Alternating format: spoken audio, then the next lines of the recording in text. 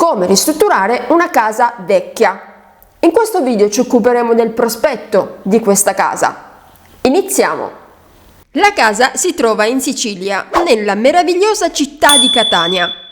L'immobile che dobbiamo ristrutturare è una porzione di questo edificio, che è un blocco unico, con un unico prospetto e un unico tetto.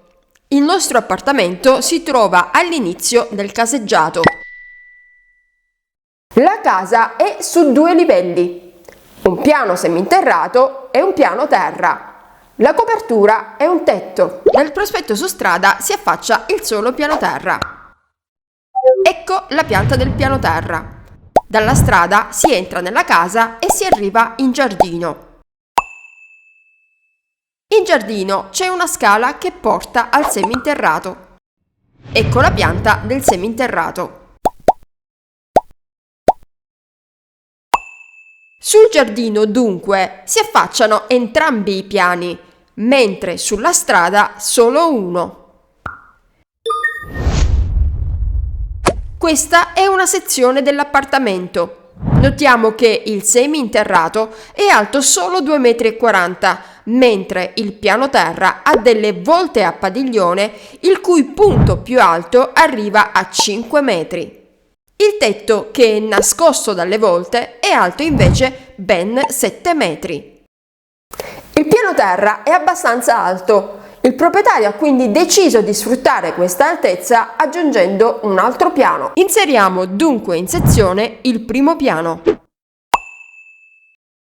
Catania è una bellissima città che si trova quasi alle pendici dell'Etna. In questa zona la pietra più usata nelle costruzioni è proprio quella di origine vulcanica, cioè la pietra lavica. Anche il prospetto laterale della nostra casa è fatto di pietra lavica. Vedete come sono nere queste pietre? E queste altre che si trovano su questa recinzione limitrofa? Nel progetto dovremo tenere conto di questo fatto, perché è importante utilizzare un materiale locale, sia per un fatto economico che per un fatto estetico. Infatti è costoso impiegare un materiale che non si trova nella zona, perché il trasporto incide sulla spesa. Inoltre utilizzare un materiale diverso da quello locale fa sembrare un edificio stonato rispetto al contesto. Ad esempio, il monumento del Vittoriano a Roma venne soprannominato dai romani la macchina da scrivere, per via della sua forma, ma anche perché ai romani questo monumento parse subito un po' strano. A Roma infatti la pietra locale è il travertino, che ha delle tonalità sul beige. Gli antichi romani lo chiamavano lapis tiburtinus. Tutti i monumenti di Roma sono in travertino: il Colosseo, la Basilica di San Pietro, la Fontana di Trevi. Per fare il Vittoriano invece venne scelto il marmo Botticino, che arrivò dal nord, dalle cave di Brescia. Ma il marmo Botticino è bianco, bianchissimo rispetto al travertino. Ecco perché il Vittoriano è poco intonato al resto della città. Dunque l'uso e la valorizzazione dei materiali locali è certamente un must nell'architettura. Procediamo allora con il progetto. Partiamo dal prospetto che si trova sulla strada. Fermo questa immagine della casa che comprende anche il prospetto che si affaccia sul terreno della proprietà accanto e disegno una prospettiva di quello che ho in mente. Voglio che questi 2 prospetti ad angolo si vadano a fondere in qualche maniera, anche se sul prospetto che si affaccia sul terreno accanto non potrò intervenire più di tanto perché appunto prospetta su un'altra proprietà. In sezione abbiamo già inserito un altro livello, quindi sulla strada adesso oltre al piano terra avremo anche l'affaccio del primo piano. La prima cosa che faccio è staccare la nostra porzione di prospetto dal resto della facciata di questo lungo edificio, quindi creo una sorta di lesena che scende dal tetto. La lesena sarà fatta in lastre di pietra lavica posata a fasce orizzontali. La pietra lavica tagliata a lastre ha questo aspetto grigio. Con le lastre rivesto anche la base del prospetto. Per entrare in casa il proprietario vuole un ingresso coperto, quindi scavo questa parte di facciata dove metto la porta. Il resto della nicchia sarà vetrato per dare luce all'interno della casa. Passiamo al prospetto sulla proprietà accanto, sul quale non possiamo intervenire, ma si vede dalla strada, quindi ne tengo comunque conto. È una muratura fatta in pietra lavica, realizzata ad opus incertum, lasciata a vista senza intonaco.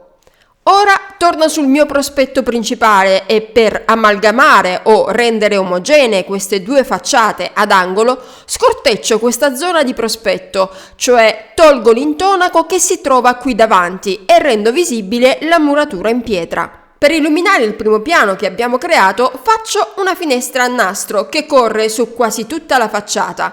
In questa maniera rendo più leggera e trasparente la parte più alta della scatola muraria. Gioco con i materiali e, accanto alle finestre, metto dei listelli in legno composito che si usano sia per gli interni che per gli esterni. Sul prospetto che affaccia sull'altra proprietà non posso creare delle finestre, ma posso aprire delle luci. Che cosa sono le luci? Le luci sono delle aperture che permettono il passaggio della luce e dell'aria, ma non consentono di affacciarsi sul fondo del vicino. Per questo il codice civile dice che esse devono avere un'altezza dal pavimento di almeno 2 metri, quando ci troviamo ai piani diversi dal piano terra. Chiudo con un tetto moderno, fatto in lamiera grecata e coibentata, che porta con sé una grondaia molto vistosa, che va a chiudere come una sorta di cappello tutta la composizione. In sostanza ho concepito questo prospetto come composto da 3 strati o 3 pelli di rivestimento che formano le facciate, uno strato più spesso al piano terra, uno intermedio nel mezzo e quello più sottile in alto. Il prospetto sul terreno accanto ha invece solo 2 strati.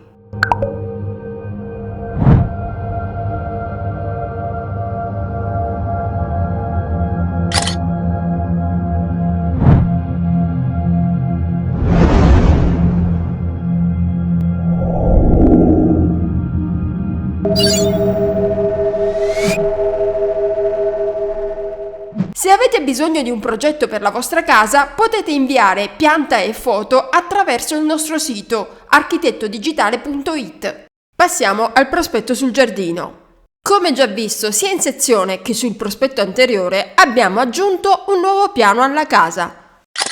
Dunque, sul giardino adesso abbiamo l'affaccio non più di 2, ma di 3 piani. Demolisco e ricostruisco questo corpo più piccolo che ha il tetto più basso, lasciando però intatti i volumi. Rifaccio in calcestruzzo il vecchio ballatoio in ferro e, al posto del vecchio tetto, faccio sporgere un terrazzo a livello del nuovo piano aggiunto. Ora, anche qui ho l'esigenza di separare la mia porzione di prospetto da quella dei vicini di casa, quindi mi invento un setto che tiro su fino al terrazzo del primo piano. Saliamo proprio su questo piano e definiamo meglio questo terrazzo con un muretto posto al limite con l'altra proprietà.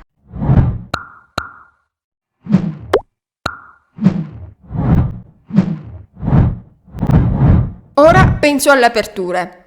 Arretro leggermente la parte di facciata su cui si aprono le aperture più grandi e le porto a tutta altezza ampliandole anche lateralmente.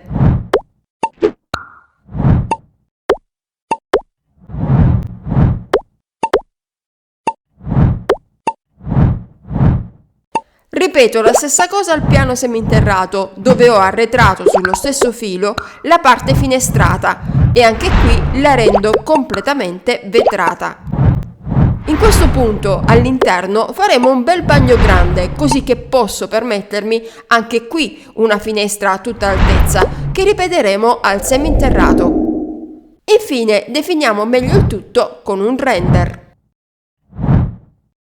I materiali usati su questa facciata sono l'intonaco bianco, i listelli in legno già visti sul prospetto anteriore e infine il vetro sulle ampie vetrate. Ecco una vista col giardino nel quale abbiamo inserito una piscina.